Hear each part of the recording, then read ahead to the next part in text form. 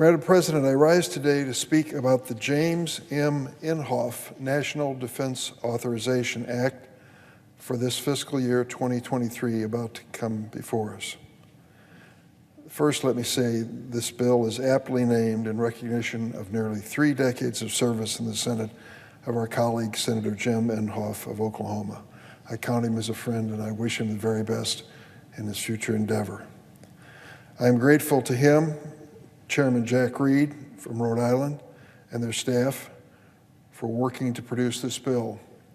This is the 62nd year that Congress has reached a bipartisan, bicameral agreement to produce this defense authorization bill. It's about the only thing which you can count on with regularity every year, and I commend Senator Reed and Senator Inhofe for maintaining that tradition and maintaining our commitment to the men and women in uniform and the defense of the United States. This fiscal year 23 defense authorization bill has a top line of nearly $858 billion for defense and a deserved 4.6% pay raise for our troops, 4.6% pay raise for our troops. That's the largest increase in 20 years to help military families deal with inflation. The bill also supports employment opportunities for military spouses, their kids, and improved military housing and child care. It ensures that the United States can defend effectively against threats from China, North Korea, or any other nation foolish enough to challenge. And it boosts military aid to Ukraine, which is at the front line of democracy as it defends against the Russian thugs' brutal and illegal war. The bill invests in important and innovative capabilities and technologies to improve the safety of military tactical vehicles and discover PFAS-free alternatives to firefighting.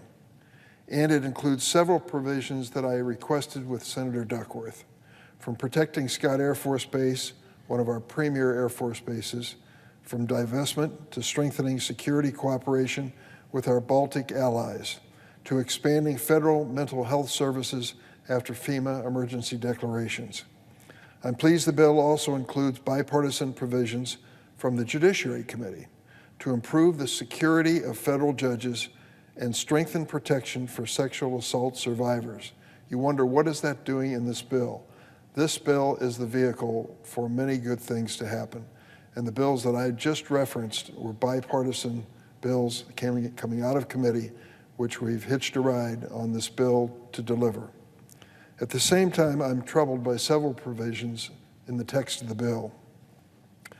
First, this bill would lift the Pentagon's policy of requiring service members in the military to receive COVID-19 vaccines. This is an extremely alarming and even dangerous decision. Mandatory vaccinations for the U.S. military are not new. They date back to the earliest days before we were a nation, when George Washington ordered smallpox inoculations for troops in the Continental Army. The Pentagon currently requires several vaccines for military members, and appropriate exemptions already exist for medical and religious purposes. So many troops serve around the world in extreme conditions and in close quarters for extended periods of time by assignment, making any risk of infectious disease such as COVID all the more threatening and troubling. And the lingering damage of long COVID, and don't discount it, there are members of the Senate who are privately and quietly battling with this issue, include respiratory, heart, neurological, and autoimmune conditions. This underscores the importance of our service members being vaccinated. Thankfully, more than 97% of all Department of Defense employees have been fully vaccinated, and more than 99% of active duty service members have had at least one dose. But the repeal of this mandate at the insistence of Republican members of the House is a dangerous, disturbing insertion of politics into an important public health and national security matter. Secretary of Defense Lloyd Austin, whom I greatly respect, has made it clear that he opposes this provision, as do I. In addition, the final bill extends for another year unnecessary restrictions on transferring detainees from the detention facility at Guantanamo. Did you think Guantanamo was gone and closed? No, it isn't. Included in this bill is a complete ban of transfer of any of these detainees to the mainland of the United States for any purpose whatsoever, for any period of time. This ban includes even transfers to the U.S. for prosecution in a federal court or necessary medical care. This puts our medical professionals in a terrible, untenable, unprofessional position of having to provide medical care that cannot be safely provided on that naval base Guantanamo. That endangers the lives of their patients, and we mandate it in this bill. I have come to this floor to advocate for the closure of Guantanamo for years. It saddens me that for more than 2 decades, the legacy of torture and indefinite detention has continued to betray our values as a nation and the rule of law.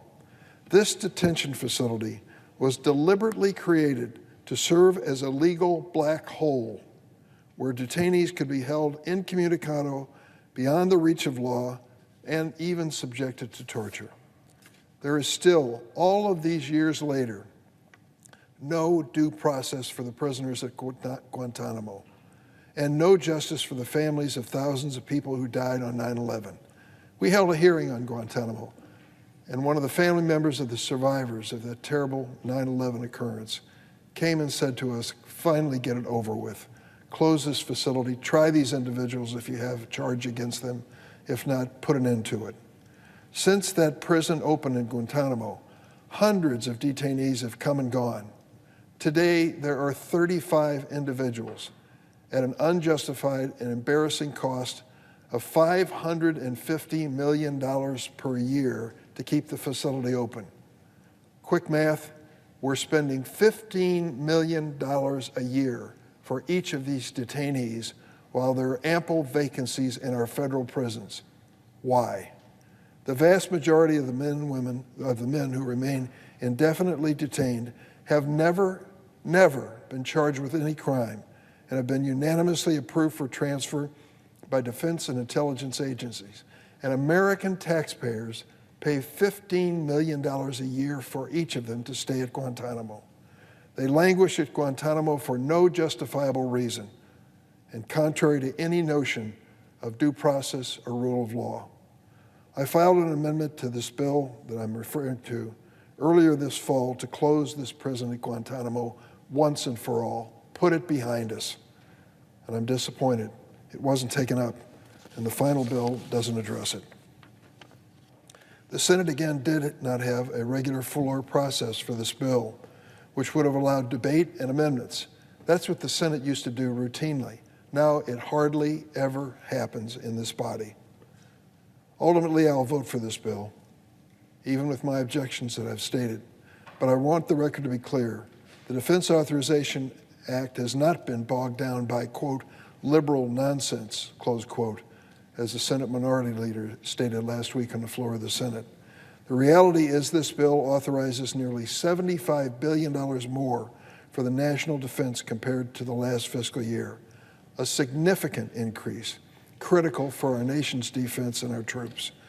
But I hope it will be matched by an omnibus by non-defense spending to keep parity as well.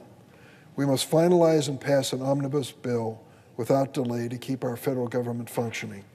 I want to note one top priority that should have been included in this bill and should be included now in the omnibus spending bill. The Bipartisan Justice for Victims of War Crimes Act is co-sponsored by Republican Senator Chuck Grassley and myself.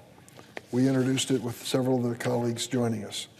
Most Americans would be shocked to learn that the laws of the United States of America do not allow us to prosecute foreign war criminals who are roaming free right here in the United States. Hard to believe.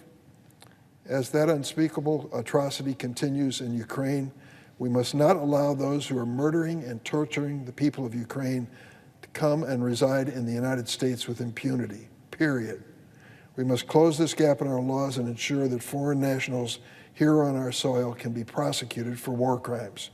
America must send a message to the Vladimir Putins of the world that their henchmen will find no safe haven here. I look forward to finally getting to this critical bill as soon as possible.